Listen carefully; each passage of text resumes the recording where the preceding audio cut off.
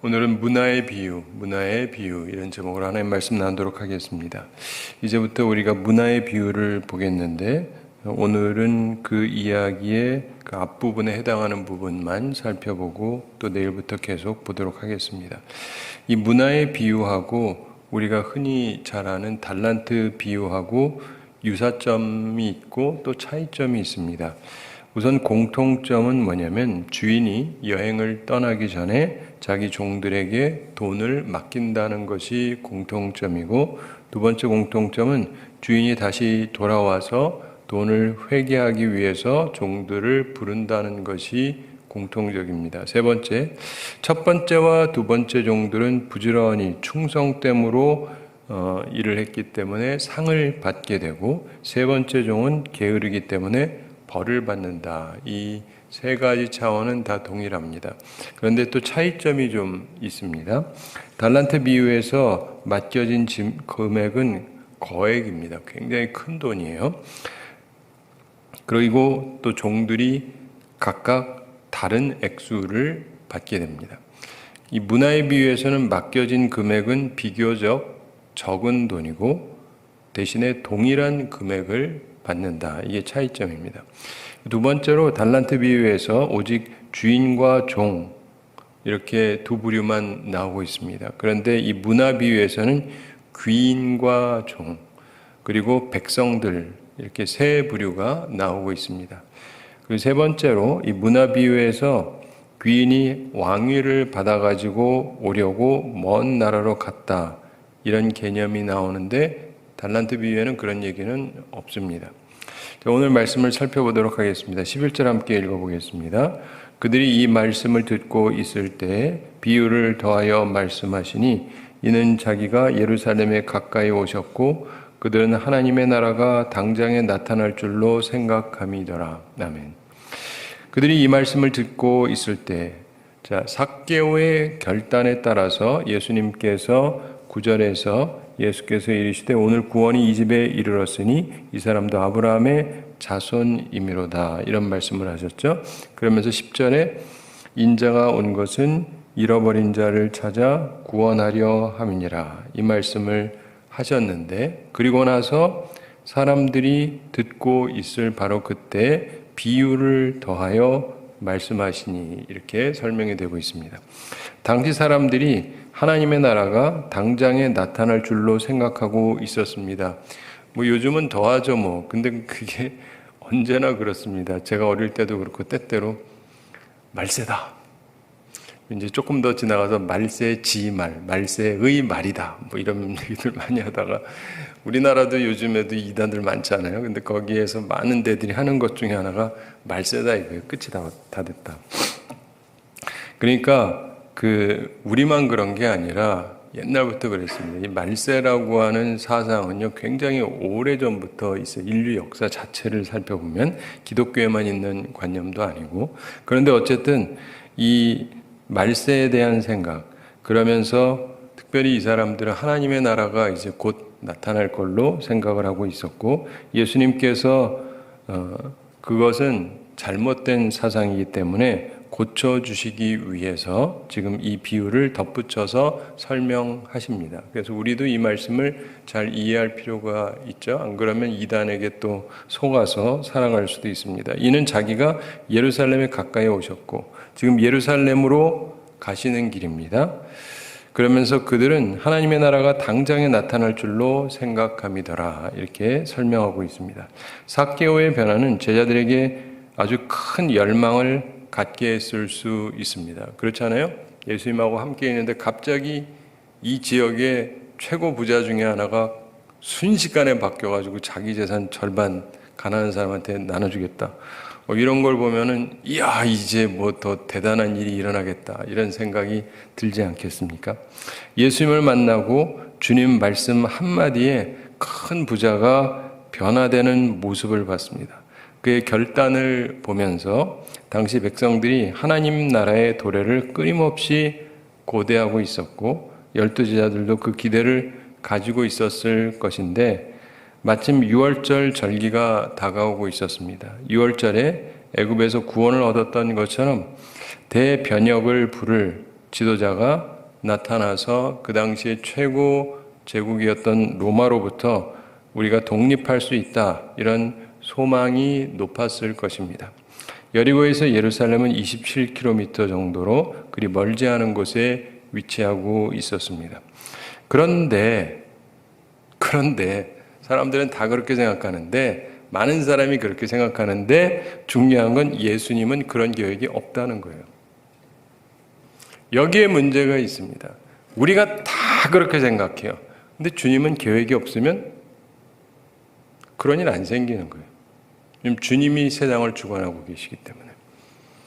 우리가 다 이렇게 될 거야 그런다고 되는 게 아니고, 우리가 다 이렇게 안 돼 그런다고 안 되는 것도 아니고, 하나님이 어떤 계획을 하느냐 하는 건데, 예수님께서는 그런 계획을 갖고 있지 않습니다. 그래서 가르치시려는 거예요. 그 가르침이 남아있잖아요. 근데 기독교 역사를 봐도 2000년 동안 끊임없이 오해하고 지멋대로 생각하는 사람들이 항상 있었어요. 우리나라만 있는 게 아니라 서구사회에도 항상 있었습니다. 그래서 기독교 역사를 연구해 보면 거의 이단 얘기들이 굉장히 많이 나와요. 그래서 우리 교리들이 있잖아요. 교리가 왜 생겼냐면 이단 때문에 생긴 거예요, 사실은. 처음부터 교리를 이렇게 만들었다라기보다 이단들이 나와서 자꾸 이상한 소리를 하니까 저 뭔가 아닌데 그러다가 그래서 이제 설명을 하기 시작을 한 거예요. 그러면서 이게 교리로 잡혀 있어서 우리가 보통 교리를 들으면 별로 재미가 없습니다. 왜냐하면 재미있으라고 만든 게 아니니까.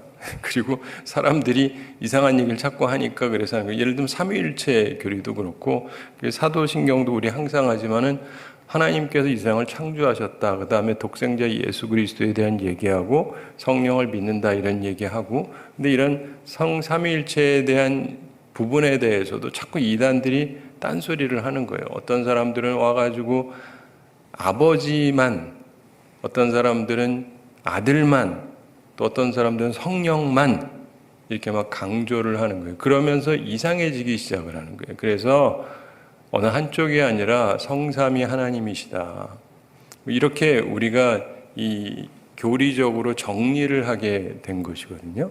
그래서 기독교의 그 역사도 좀 알 필요가 있는데, 어쨌든 간에 예수님께서는 그러면 안 된다고 이렇게 얘기했음에도 불구하고 우리가 지금도 이제 주어지는 많은 부분에서 보면은 예수님이 그 당시에 가르치셨던 부분을 지금도 많은 사람들이 잘 이해하지 못하는 경우가 많습니다. 왜냐하면 사람들은 경향은 항상 비슷하니까요. 자기 하고 싶은 거 되기를 바라니까.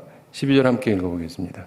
이르시되 어떤 귀인이 왕위를 받아가지고 오려고 먼 나라로 갈 때, 자, 실제로도 이런 일이 있었습니다. 왕권을 얻으려고 로마에 가는 일도 자주 있었습니다. 그 당시에도. 예수님께서 고난받으신 후에 하늘에 가시되 마치 먼 나라로 가시는 것처럼 오랜 후에 돌아오시겠죠? 예수님께서 가시고 곧 오는 게 아니라 가시고 먼 훗날 오실 텐데, 13절 함께 읽어보겠습니다. 그 종 열을 불러 은화 10문화를 주며 이르되 내가 돌아올 때까지 장사하라 하니라. 아멘. 문화는 100드라크마에 해당하는 헬라 동전입니다. 드라크마라고 하는 것은 노동자의 하루 품삯, 이렇게 생각하시면 됩니다. 그래서 문화는 3개월 품삯수로 보면은 무난하다, 이렇게 볼 수가 있습니다. 하루에 예를 들어서 10만 원이다. 그럼 거기다 100을 하면은 한 1000만 원 되겠죠? 그러니까 아주 큰 돈도 아니고 너무 작은 돈도 아니고, 근데 달란트보다는 확실히 작은 돈입니다. 달란트, 금달란트 이렇게 얘기를 하게 되면 일단은 억이 넘기 때문에 그거에 비하면은 작은 돈이에요. 근데 여기서 중요한 것은 10명에게 동일하게 주어졌다라고 하는 것입니다. 그러므로 각자 장사를 해야 한다는 것입니다. 이것은 기회의 균등을 얘기하는 거죠. 기회가 균등하다. 복음을 들은 사람은 복음을 전파할 의무가 있습니다. 그걸 항상 기억을 하셔야 됩니다. 내가 받았으면 나도 전해야 돼요. 근데 그 책임을 못 느끼는 분들이 너무 많다는데 굉장한 문제점이 있어요. 근데 제가 항상 답답하게 느끼는 게 이단들은 전도 열심히 해요. 정통적인 교회 다니는 분들은 전도를 안 해요. 책임감을 못 느껴요. 그쪽에서는 훈련 잔뜩 시켜가지고 꼭 전해야 된다 그래가지고 다니면서도 보면 이 동네에서도 뭐 누가 하는 거 보면 다 이단들이에요. 다 이단들. 아우 답답해 죽겠어. 아니 여기만 그런 게 아니에요. 서울 가도 그렇고. 아니 도대체 움직이는 사람들 보면 다 이단들이에요. 그리고 정통교회 교인들은 전도들 잘 안 해요. 해봤자 뭐 굉장히 소극적으로 하죠. 근데 어쨌든 간에 우리가 맡겨진 일이 있어요. 그래서 내게 주어진 게 있으면 나도 복음을 전해야 되는 것입니다. 그래서 저는 때로 무슨 생각하냐면 왜 이단이 이렇게 판을 치도록 하나님이 허용을 하실까? 이해가 되세요? 살다 보면 이상한 일들이 벌어진단 말이에요. 근데 그게 주님이 계획 속에서 하신다기보다 그냥 내버려 두시는 허용해 주시는 것인데 왜 그러냐면 우리더러 정신 차리라고. 저는 그 생각을 항상 해요. 볼 때마다 저는 솔직히 자극이 됩니다. 이 문제 아니냐. 저 사람들은 저러고 있는데. 여러분 우리나라에 있다가 해외 좀 선교하러 다녀보시면 아실 텐데 해외 선교 가잖아요. 거기 진짜 판치는 게 다 이단들이에요. 한국 이단들. 모르시는 분들은 선교를 잘 안 나가보신 분들이에요. 여기에서는 그래도 이단이라 그러니까 조금 신경이 쓰이잖아요. 근데 딴 나라 가면 누가 이단인지 뭐 알 게 뭐예요.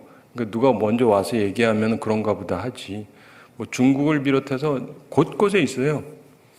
여러분 옛날에 우리 코로나19 코로나19 해가지고 할 때 어느 집단에서 이렇게 퍼졌던 거 기억하세요? 네. 이단 집단에서 퍼졌던 거 아시죠? 신천지. 그 사람들이 신천지들이 같이 먹고 어쩌고 저쩌고 뭐 예배 드릴 때 그러니까 이게 퍼지고 이런 얘기 하는데 대단히 죄송합니다. 그러니까 사람들이 너무 무지한 거예요. 이 사람들이요, 중국 갔던 사람들이 한둘이 아니에요. 진짜. 신천지들이요, 중국 곳곳에 다녔어요. 그리고 여기서 떠나잖아요? 떠나면은 갈 때는 한 군데 가는데 그다음부터 여기저기 다니는데 이거는 전산에 안 남아요. 한국 정부가 알 길이 없습니다. 거기서 가르쳐 주기 전에는. 그렇기 때문에 여기저기 다녀도 모르고 그리고 우한에도 꽤 다니고 그랬어요. 아는 사람들은 다 아는 얘기예요. 그 사람들이 우한에도 많이 갔다 오고 했으니까 우한이 어딘지 아시죠? 코로나 이렇게 시작된대. 그러니까 이 사람들이 걸려가지고 들어온 사람이 많은 거예요. 그러니까 자기들이 있을 때 쉽게 퍼지죠. 한 명에 의해서 그렇게 막 퍼진다라기보다 그런 식으로 여론에서 그렇게 만들어버린 거지 그게 아니고요. 근본적으로 거기 갔다 온 사람이 한둘이 아니에요. 굉장히 많습니다. 근데 제가 이 말도 왜 하냐면 그러니까 뭐냐면 이단들은 그렇게 열심히 왔다 갔다 해가지고 얼마나 열심을 내는지 몰라요. 그래서 선교지를 가면요, 제가 또 막 자극이 돼. 나 나오기 싫은데 그러면서도 나와야지 하는 생각이 조금씩 나긴 하는데 몇 년째 그냥 저도 별로 아무것도 안 하고 있긴 했지만 근데 기본적으로 보면은요, 참 그 사람들은 열심을 내는데 우리들은 열심을 참 안 내고 그러면서 주님이 우리를 좀 자극되게 하시는 요소가 있는 것 같아요. 그래서 우리가 좀 힘을 낼 필요가 있습니다. 복음을 들은 사람은 복음을 전파할 의무가 있습니다. 14절 함께 읽어보겠습니다. 그런데 그 백성이 그를 미워하여 사자를 뒤로 보내어 이르되 우리는 이 사람이 우리의 왕됨을 원하지 아니하나이다 하였더라. 아멘. 세상에서 이런 일들이 간혹 있습니다. 근데 예수님의 왕위를 좌절시키는 것은 물론 불가능하죠. 단지 종들은 선택을 해야 됩니다. 이 10종은 자신들의 주인, 이분이 왕이 될 사람인지 아닌지 그들의 선택과 노력은 이후에 확실하게 증폭된 결과를 가져오게 될 것입니다. 우리는 주님의 종이죠. 근데 우리는 확실히 왕이 되실 분을 섬기는 사람들입니다. 그렇다고 한다면 우리는 그분을 지지하는 입장이냐 아니면 은근히 반대하면서 더 나아가서 이렇게 해가지고 일 안 되게 하려고 하는 사람이냐. 자, 이 부분이 실제 그 당시에도 있었던 일이고 오늘날에도요, 좀 다른 형태로 여기저기에서 많이 발생되는 일 중에 하나입니다. 우리가 이 말씀을 보면서 깊게 생각해야 될 게 있습니다. 우선 예수님께서 선포하신 하나님의 나라는 특정한 어느 한 국가에 국한된 것이 아니라고 하는 것입니다. 또한 하나님 나라의 외형적 도래는 당장 일어날 일이 아니라고 하는 것입니다. 또한 세 번째로 모든 사람은 각자 주어진 의무를 충실하게 수행해야 한다는 것입니다. 충성된 자는 상을 받게 되기 때문입니다. 그런데 그분이 세력을 갖지 못하게 하기 위해서 방해하는 자들이 있을 것이다 라고 예수님께서 말씀하고 있잖아요. 내부의 적이 제일 무서운 적이죠. 그런데 교회 안에도 사실 마찬가지라고 볼 수가 있습니다. 제가 미국에 오래 갔다가 한국에 와서 보니까 좀 이상한 모습들을 보게 돼요. 그리고 이제 제가 여기 온 지 만 4년 지나 지금 5년째라서 이제 조금씩 이제 실체를 말씀을 드리는데, 처음엔 얘기하면은 저하고 싸우자 그러실까봐 사실을 말하기도 좀 곤란한. 근데 이제는 좀 됐으니까, 저 위임 목사도 되고 3년 이상 지났고, 그래서 어느 정도는 뭐 갑자기 저랑 싸우려고 그러지는 않으실 테니까 있는 대로 얘기를 하면, 첫째, 부흥에 대한 열망도 없고 부흥을 바라지도 않고 부흥을 막으려고 하는 사람이 꽤 많다는 사실이에요. 그것도 직분자 중에 지위가 높은 분들 중에. 저한테 대놓고 얘기하는 분이 있어요. 교회가 부흥하면 뭐합니까? 숫자가 늘면 뭐합니까? 이러는 거예요. 그래서 아니, 난 살다가 이런 교회는 좀 참 보기 드물다. 그래도 보통은 부흥하면 좋아하는데, 근데 어떻게 저렇게 대놓고 담임 목사한테 저렇게 덤빌까? 근데 여러분 생각을 해보십시오. 우리가 뭘 해야 되는지를 몰라요. 담임 목사는요, 죄송합니다. 솔직히 말하기 좀 불편하지만 교회 부흥을 시켜야 돼요. 그 사명이에요, 목사는. 그래서 저 담임 맡고 위임 맡고 할 때 선서하게 되거든요. 거기에 이거 하게 돼 있어요. 목사가 됐는데 교회가 부흥이 안 되고 그러면 안 돼요. 자신이 그걸 위해서 최선을 다해야 되는 거예요. 그리고 그렇게 약속을 하고 시작을 하는 거거든요. 근데 옆에서 도와줘야 될 분들이 목사님 왜 그러세요? 부흥하면 뭐예요? 이러면 어쩌자는 거예요. 내가 해야 될 바를 하는데 왜 그러세요? 이러면 이거 어떡하자는 거예요. 근데 제가 이 말씀을 왜 드리냐면, 이렇게 이제는 조금씩 얘기를 해야 되는 게, 그런 거 좀 그만해야 돼요. 그러니까 교회가 안 되죠. 20년 동안 정체되어 있다는 건 제 때가 아니라 전에 목사님이 50 중반부터 교회가 전혀 성장을 안 했다고요. 그 얘기는요, 정신 상태에 뭔가 문제가 있는 거예요.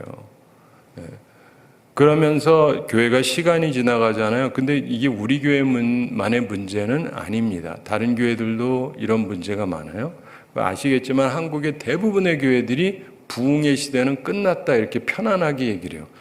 부흥의 시대는 끝났대요. 자기가 하나님인가? 다 결정을 해버려. 부흥의 시대는 끝났대. 이제는 안 된대요. 왜냐면 교회마다 다 안 되니까. 숫자적으로 부흥도 안 되고 헌금은 맨날 줄고, 그러니까 사람들이 부흥은 끝났다 그러면서 뭐 안 된다 그러는데, 참 보면서 무책임하기 짝이 없는 얘기를 하는 거죠. 제가 자주 말씀드리잖아요. 저는 저희 아버님 세대랑 이렇게 생각해 보면서 느끼는 거는, 저희 아버님 세대는 진짜 우리보다 가진 게 없었어요. 진짜 가진 게 없었어요. 그 당시 우리나라는 후진국이라고 그랬잖아요. 옛날에 후진국이라고 그러고, 진짜 돈도 없고 배운 것도 없고 아는 것도 없고, 그래도 믿음 하나는 제대로 있었어요. 그러니까 힘있게 일어나잖아요.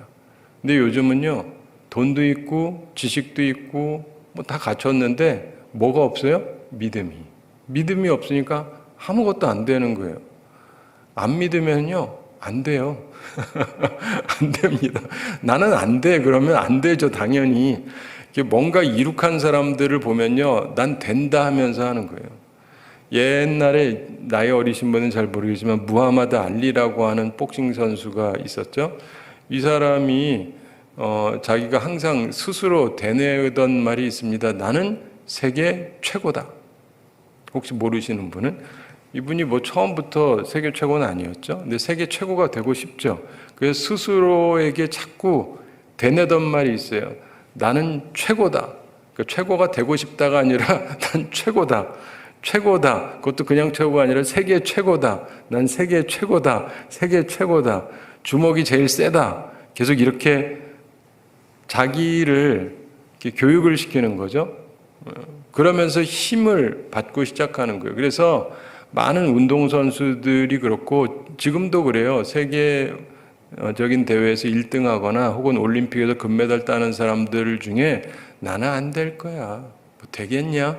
혹시 잘 되면 감사하지 하면서 되는 사람은 거의 없습니다. 난 할 수 있다. 된다. 해보자. 이러면서 하는 거죠.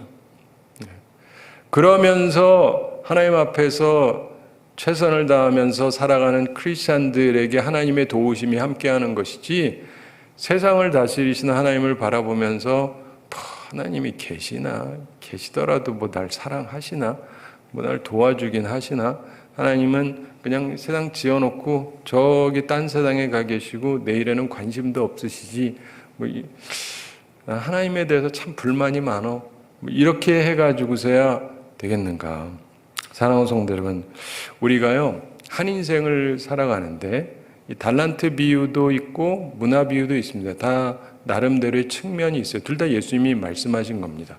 어떤 거는 나에게 조금 더 남보다 많이 주어진 게 있고 어떤 건 동일하게 주어진 게 있고 그런데 중요한 거 하나는 뭐냐면은 우리 모두가요 그냥 갖고 있으면 안 돼요.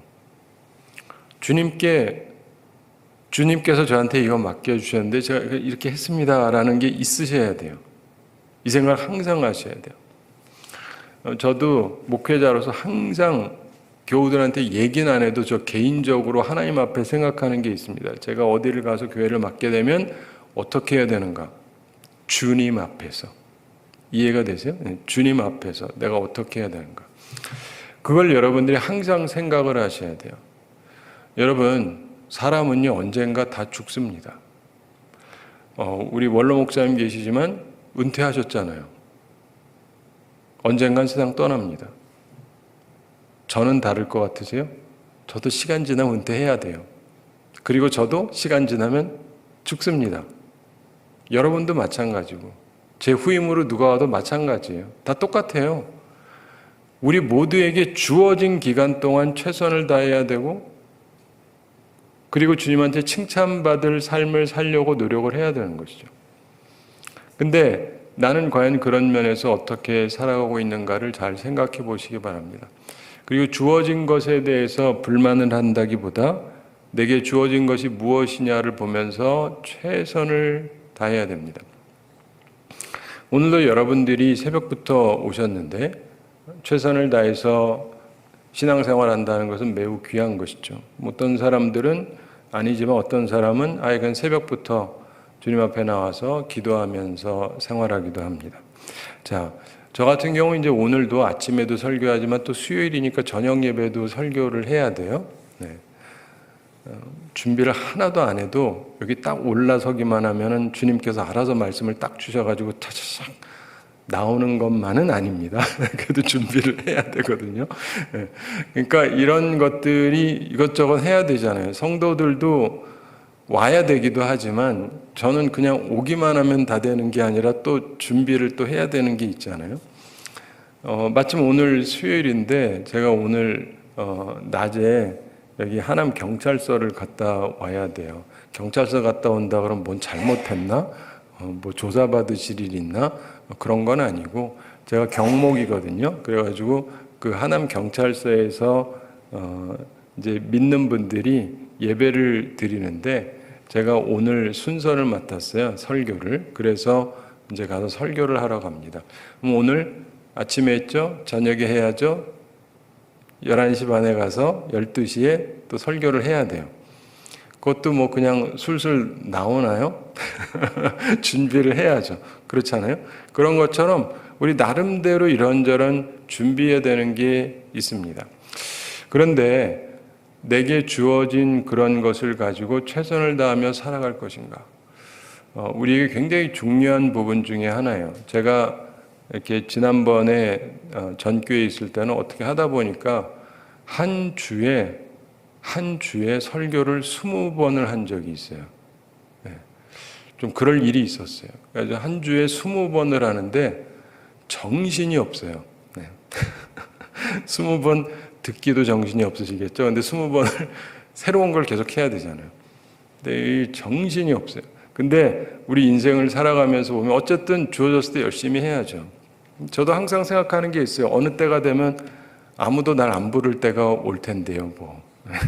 어느 때가 되면 지금은 좀 쉬고 싶은데 근데 어떤 때가 되면 이제 그냥 쉬세요 하는 때가 오는 거예요. 그러므로 우리에게 주어진 시간을 가지고 어떻게 할 것인가. 그리고 예수님께서 이 문화 비유에서 얘기하는 게 이 주인이 나한테 맡기고 갔다 오는데 이분이 왕이 될 거라고 생각을 하면 내가 충성을 다할 건데 이분이 왕이 되길 원하지도 않고 그러니까 이 사람들이 딴 사람을 뒤로 이렇게 보내가지고 우리는 이분이 왕이 되는 걸 원치 않습니다. 이렇게 얘기해서 이분이 왕이 되는 것을 방해한다는 것은 뭐냐면 자기 일 안 한다는 얘기예요.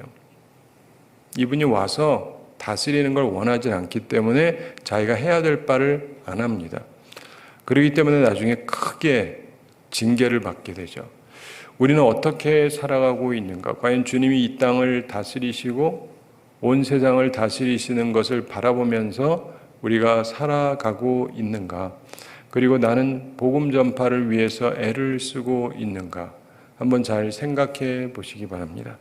사랑하는 성도 여러분, 주님께서 우리에게 이 말씀을 하시는 이유가 예수님께서 이제 곧 예루살렘에 가서 죽으실 것이기 때문에 하시는 말씀이고, 그리고 그 당시 사람들에게나 우리에게나 동일한 말씀인데 주님께서 금방 오셔서 금방 끝나는 게 아니다.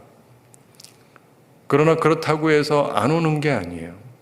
안 오시는 게 아니에요. 이 균형감을 잡는 게 굉장히 중요한데 참 많이 느끼는 건 많은 사람들이 균형을 못 가져요. 그냥 한쪽으로 치우쳐가지고 주님 곧 오신다 그래 맨날 재림 얘기만 하든가 아니면 아우 지겨워 뭔 놈의 재림 그러면서 그냥 여기서 알아서 편안히 살자 이러고 있기도 하고 그게 아니라 이 균형을 잘 잡으셔야 돼요.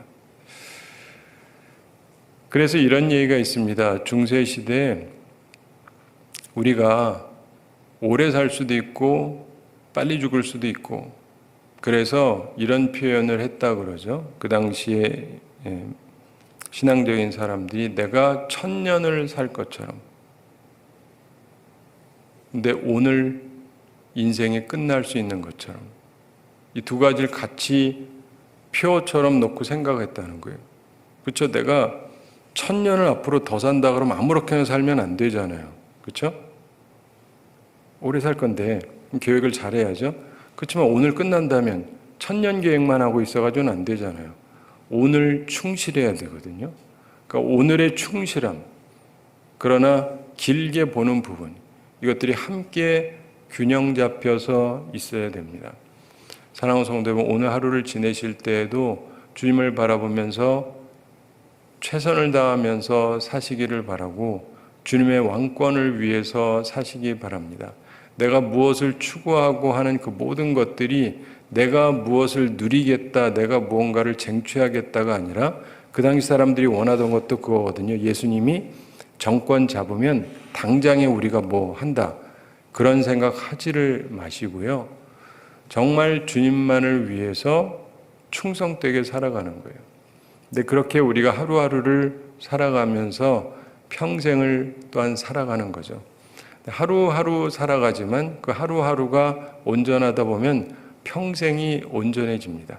바라기는 이 말씀을 기억하면서 우리 모두 각자에게 주어진 균등한 삶을 의미 있게 살아가고 주님 앞에서 칭찬받는 삶을 살아가는 우리 모두가 되기를 바랍니다. 우리 함께 기도하겠습니다.